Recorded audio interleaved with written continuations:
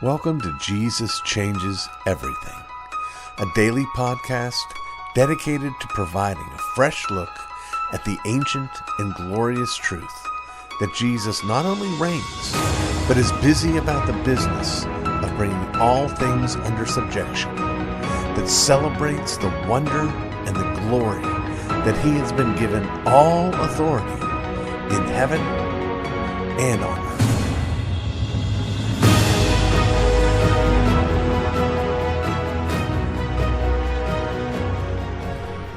We come now once again to Tuesday, and that means that it's time for another one of our isms. And I'd like for us today to consider an ism that has been increasingly in the news of late, and that is Antisemitism. Antisemitism,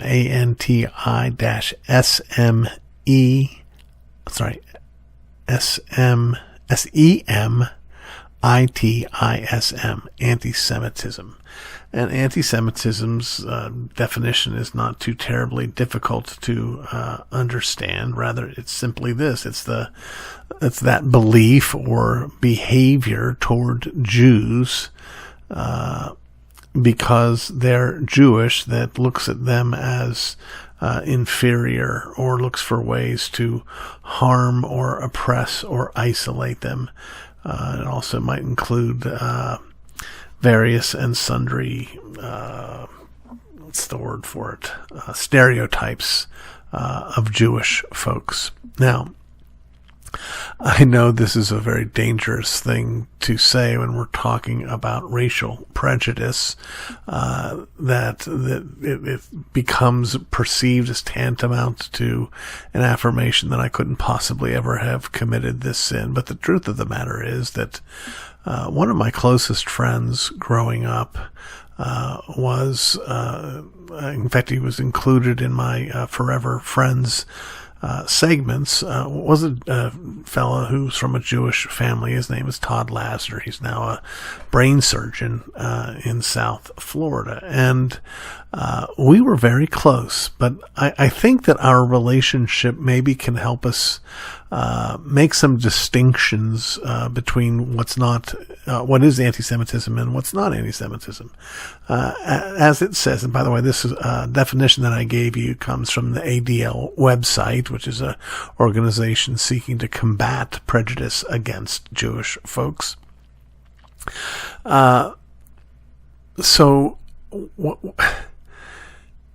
This is one of those words, like racism itself, that can be used as a weapon itself. That is, if we want to discredit someone, all we have to do is to say that they're anti-Semitic. Now, I would say that's changing as anti-Semitism has grown increasingly, socially acceptable in certain circles, particularly, ironically, left-wing circles. But sometimes it can be misused. Again, here's an instance. I'm not a professional historian. I am a little bit uncomfortable with the idea that at the end of World War II, the United Nations can just say to a particular people in a particular land, you need to move aside because these folks are moving in.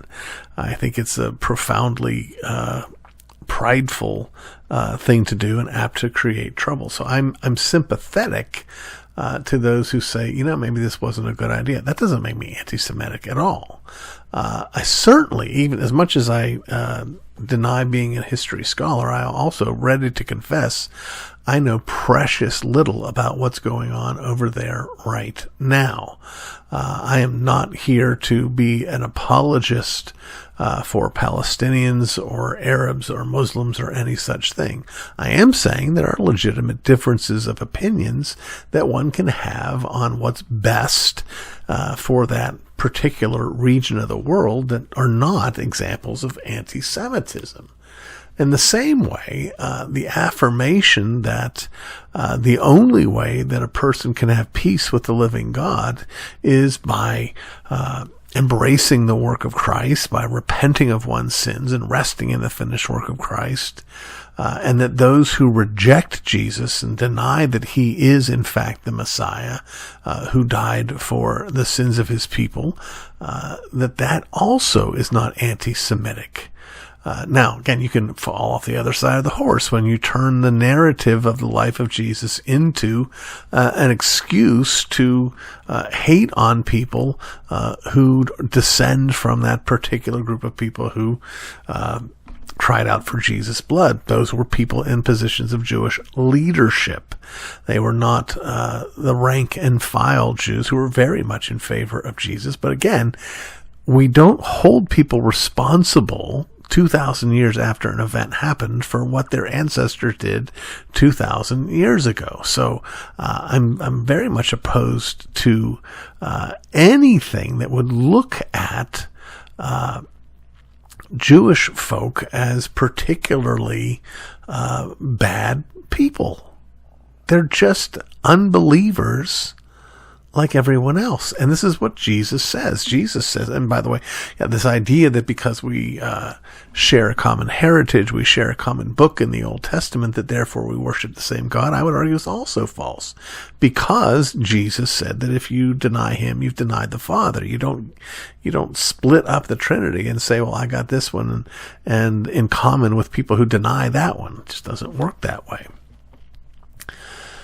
So what's the real problem? Well, the real problem is racial prejudice built on stereotypes and this assumption that there's a level of corporate guilt among a given people.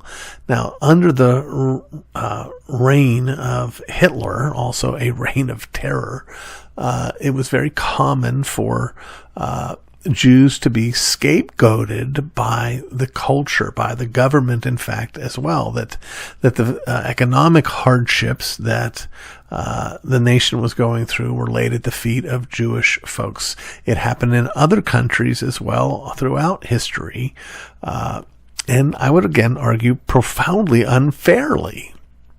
There's a sort of xenophobia, a fear of those who are different that tends to drive anti-Semitism wherever you look at it in history. There were people during the Black Plague who argued that, well, the Jews poisoned the water wells and that's why this happened. That's just ridiculous and embarrassing. What puzzles me, however, is how it can make such a quick comeback. You know, we look at Nazi Germany as if it were another world and another epoch, but it's really not that long ago on a grand scale. And it did happen in a Western country, and it is happening increasingly here, where, I don't know. It's become more common amongst progressives. In some ways, it doesn't surprise me, because I would argue that much of the agenda of progressives is at root fascistic. I would argue also that there's that part of the sort of stereotype is that Jewish folks tend to be more prosperous, and that is hatred of Jews is fed by financial envy in that kind of a context. Well, how does a Christian look at this? Well, again, a Christian looks at everyone who doesn't embrace the work of Christ as someone in need of the work of Christ, just as we once were. We look at everyone as image bearers of the living God, who have, because of that image, the same level of dignity and value as anyone else.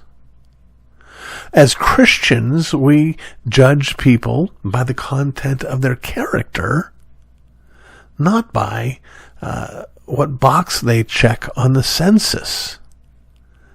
It's not that complicated. Now, once again, we can find ourselves in trouble when when people wrap up their anti-Semitism with their opposing anything that any Jewish group might be in favor of. That is, if I said I think there should be a Palestinian state, and I'm not saying that, I don't know the answer to that question, but if I said there should be a Palestinian state, that doesn't make me anti-Semitic any more than me saying that Ireland should be united and independent from Great Britain makes me anti-British. It's just not so.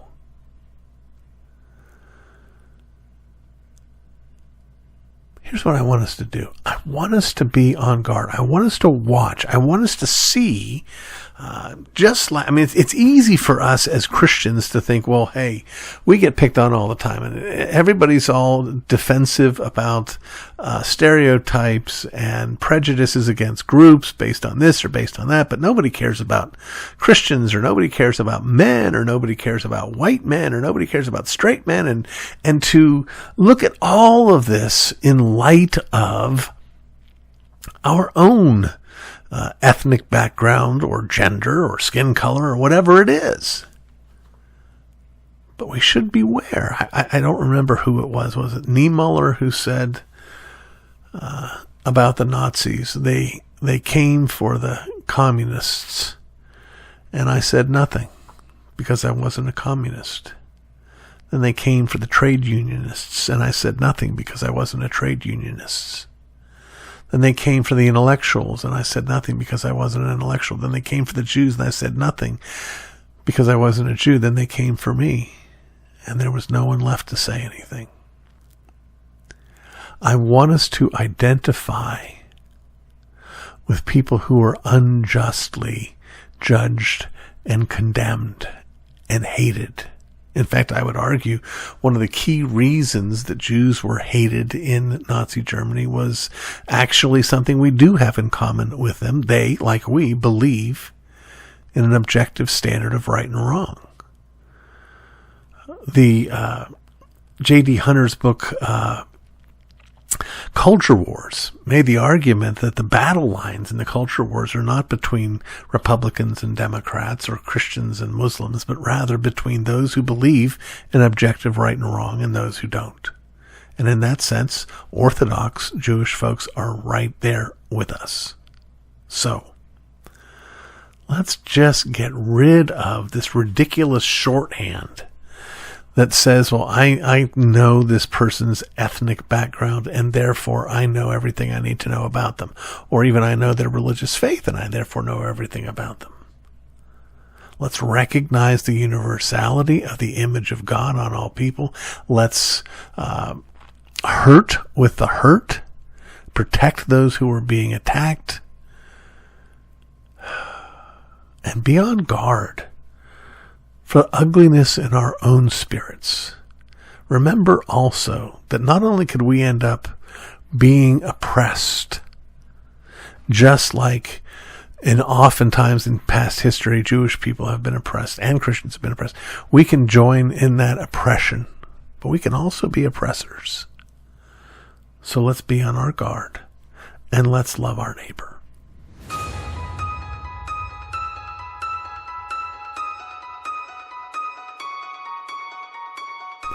I'm going to assume that there's a good number of you who've asked this question of yourselves somewhere along the way, if you've been paying any attention.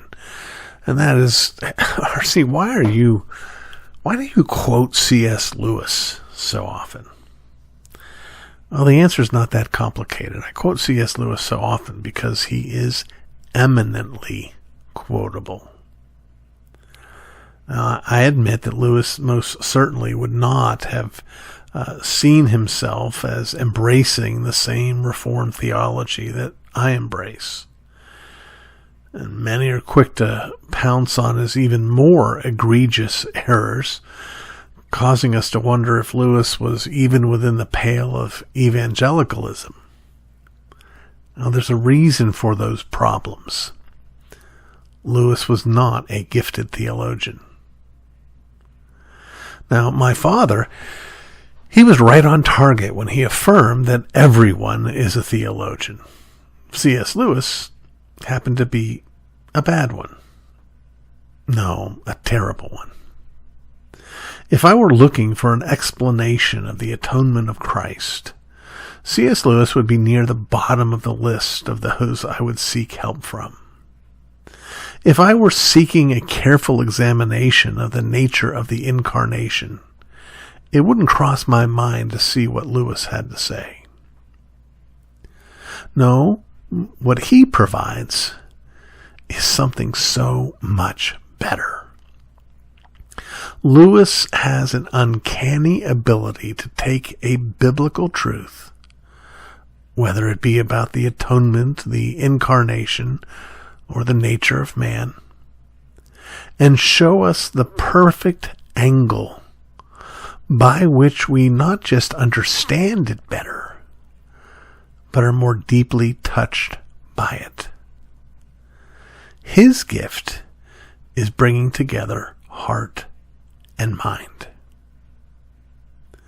His is a gift so beautiful and potent that I find myself alternating between a raging hunger to acquire some meager semblance of that gift and a disconcerting certainty that I'll never be able to come even close.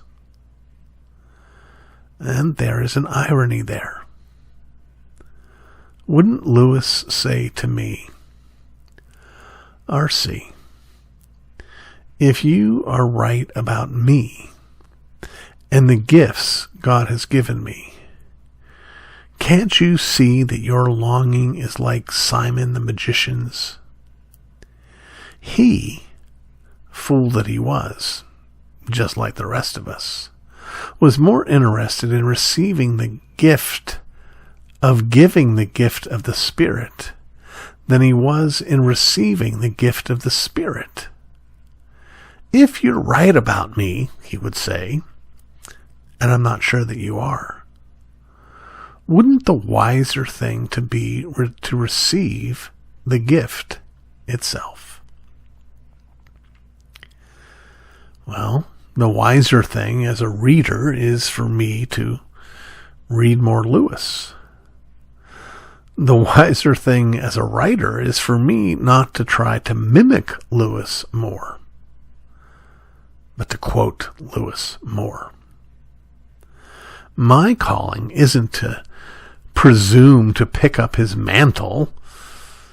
It may be instead to merely point it out, to say to those of you listening, I'm glad you're here. But if you really want the good stuff, you'll find it here in Lewis, who said this. Well, please, friends, don't send me comments blasting the errors of Lewis. I am well aware of them. The glory of God is that he is pleased to use men with terrible flaws to bless other men with terrible flaws. Highlighting the flaws doesn't undo the blessings. It simply highlights God's glory in using flawed men like Lewis and like me and like you. We, after all, are mirrors whose brightness is wholly derived from the sun that shines upon us. And you can quote not me, but C.S. Lewis on that.